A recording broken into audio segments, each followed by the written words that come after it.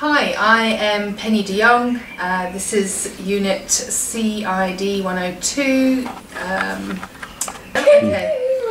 Unit 9, and this is my visual presentation of my kitchen design. I have with me Kirsty and Natasha, who are going to listen to what I have to say and then critique what I've presented to them. Enough. This was the original design of the kitchen. There's a passageway behind here. This is a combined lounge, dining room, kitchen area. There was an opening into there from the passage into the kitchen area, and an outside doorway there. The balance of this wall was glass, windows and doors. The kitchen was a galley kitchen with a bench across the back wall and an island bench. What I've done is I've redesigned the kitchen to close off the original opening and replace it over this side of the room. The back door remains where it is.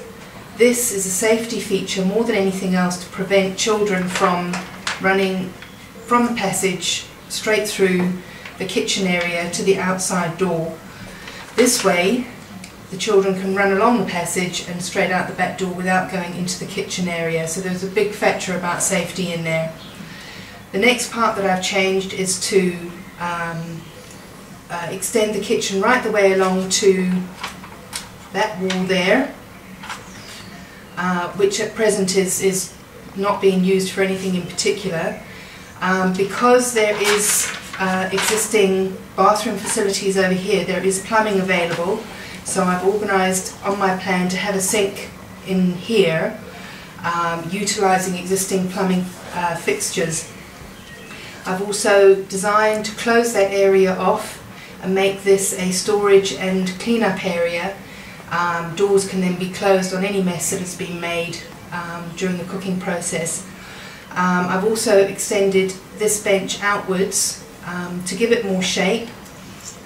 And to make it a more suitable space for a work area for cooking and for and to be used as a breakfast bar. The plan would then be to switch the existing lounge and dining room areas around, so the dining room would be over this side and the lounge would be over this side, making it easier for food to be brought out from the kitchen to the dining room, and plates and what have we taken back straight through that area. So on to the specifics. This is the closed off area, what I'm going to call the Butler's Pantry area. Along this left wall I've got 4 pull-out pantry cupboards. I've got 2 full-length ones, floor to ceiling, and 2 that are half size. That's to accommodate heavier products and prevent the swivel out pantry units from getting overloaded. Cupboards across the back wall and across the side wall between the pantry units and the back wall.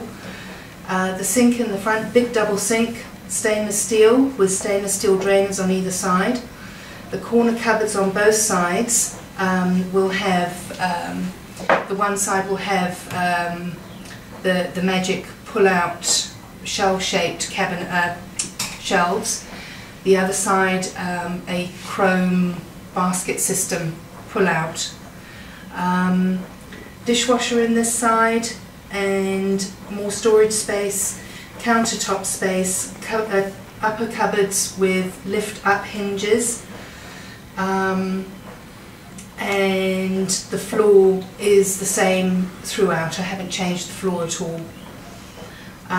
There will be an incinerator, a waste disposal unit in this sink, and in the cupboard underneath there will be a 3-bin system for waste and recycling. This is just a flat plan of the Butler's Pantry area.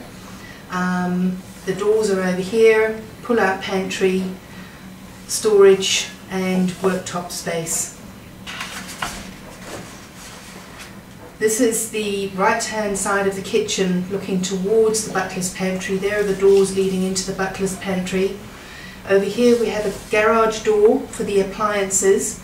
There'll be several plug points in there in this cupboard, so that the appliances don't all have to be pulled out of the cupboard. They can be used inside the cupboard. Underneath here there's also a pull-out shelf to facilitate use of the appliances that are in the cupboard. These drawers will have the accessories for all the different appliances, and I've kind of earmarked the top drawer for things like manuals for all the different appliances, and not just the small appliances but also the bigger appliances. Stainless steel splashbacks and stainless steel appliances, so everything matches. All the door handles are the curved, it's called a bow tie, I think, chrome door handles. The stove, the hob unit, although the owner specified gas, from a safety perspective with having small children running around, I don't know that that's the best option. I would recommend a hob unit that uses invection, I think it's called invection. So the heat doesn't come to the surface of the plate until a stainless steel pot is put down on the surface to protect the kids from burns. If the client is insistent on gas, then it can be installed. It would require then the running of gas lines from outside the back door, which is right over this side, through to the hob unit. Double oven, the grill is on the underside. In the drawer underneath the oven we've got pot holders and things like that. We have a microwave which has what's called a stealth shelf, which can be pulled out for resting pots and dishes and what have we on it. And underneath there's a drawer that can house your microwave safe dishes and again pot holders and things like that. Coffee machine, and with a drawer for filters, coffee beans and other paraphernalia that's used for making coffee. These double door drawers, cupboards here will have full length shelving, probably 4 shelves, for large platters and bowls, so they don't get lost in the back of a cupboard somewhere. And the higher storage will be accessible with a step ladder that is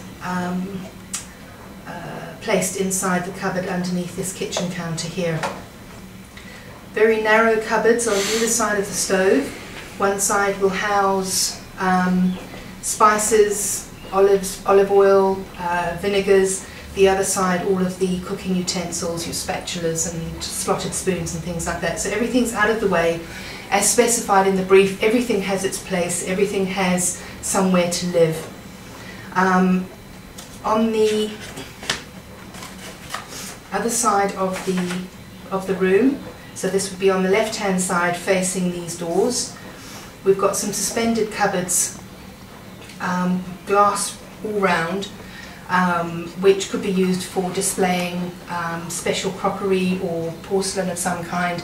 Anything that's nice and colourful that will give a bit of a splash of colour to the kitchen.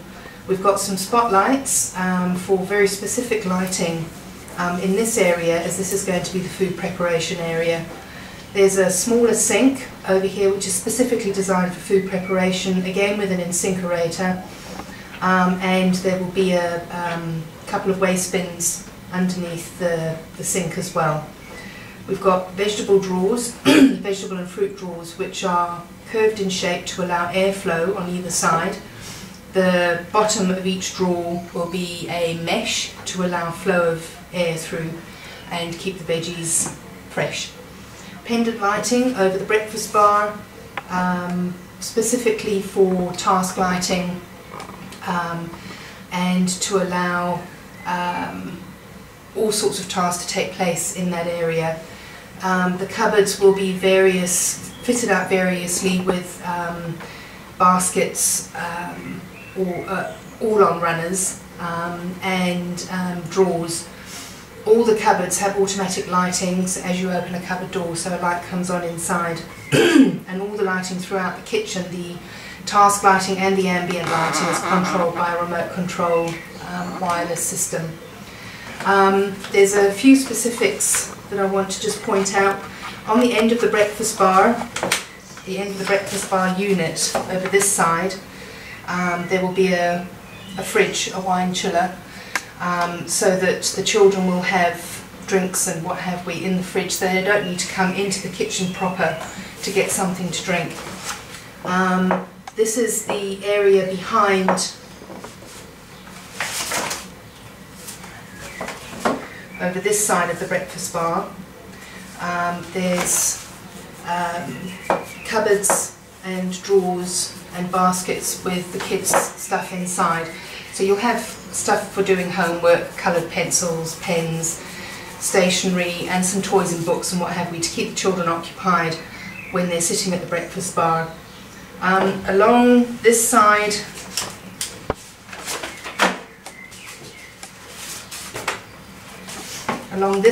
further along, will be an office cupboard with doors that can close it off, so that when you finish working you can just close the doors and it'll all go away. The chair will push into the alcove and the doors will close onto the whole thing. There'll be internet connection, telephone connection, and again specific lighting, a task lighting for the what I would call the office area. Having the internet connection there also provides some future proofing for future use of internet ordering systems on the fridges and that kind of thing. And this is just a more detailed description of the preparation sink area. And that's pretty much it. Any questions? In the bottom cupboards? One's here. Yeah. Yeah. Underneath the breakfast bar. Yeah. There's the floor's a wet area. What kind of doors are those, and is there a... They're going to get damaged because there's no kick plate. Kick plate. I purposely didn't put a kick plate there because of small children getting fingers and toes and things caught in the bottom of doors. So I've made the cupboards to the floor. The material that the cupboards will be made of is watertight. None of it is completely waterproof, but it's certainly watertight. The wet area over here, it would be the same as any sink or washing up area. Which wet area? Show me again. There. The wet area here. Yep. What kind of material is the countertop? It's a Korean type. It's called Staron, which is 100% acrylic. The reason why I've chosen a Korean type material is two reasons. A, because it can be placed on in pieces, but then it can be heated so that the pieces join together, so you get a seamless finish, so you don't have a collection of food which can cause bacteria growth on the countertop. Secondly, although the price of the Staron is very similar to granite, granite would have looked quite spectacular in this kitchen, when you've got small children and they tend to be quite heavy-handed with glasses and cups and plates and things like that, they put it down on a granite countertop and it's going to smash. On Korean, because it's acrylic, it's softer, it's less likely to have breakages. How is it with hot pots? It's like any surface, it's not impervious to heat, so you can't, you cannot put a hot pot from the stove straight onto a countertop no matter what it's made of. It will eventually get damaged, so you need to use pot stands. Okay. Any other questions? Any other questions?